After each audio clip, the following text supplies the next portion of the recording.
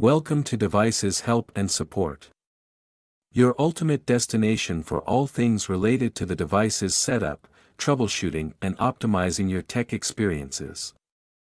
In this video we will discuss how to reset Amazon Echo. 4th Gen. Resetting the Amazon Echo. 4th Gen is a straightforward process.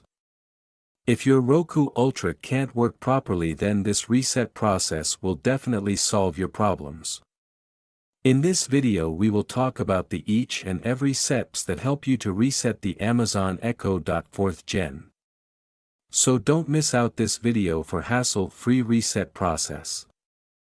So firstly we will discuss why it is necessary to reset the Amazon Echo. 4th Gen. Resetting the Amazon Echo. 4th Gen is necessary when the device encounters issues such as connectivity problems, unresponsiveness, or trouble with voice commands.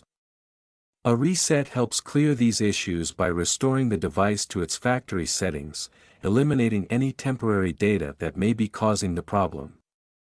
So let's start the reset process. First of all, find the reset button. The action button is the button with a single dot on the top of the Echo dot. Press and hold the action button for about 20 seconds. Wait until the light ring on the device turns orange and then blue. And lastly, once the light ring turns off and then on again, the device will enter setup mode. The device is now reset to factory settings. By following these steps you can easily reset your Amazon Echo. 4th Gen. Note, once the Amazon Echo. 4th Gen has finished rebooting, it will be restored to its factory default settings. You will need to reconfigure it by following the initial setup process, either through the web interface or the setup app provided by Amazon.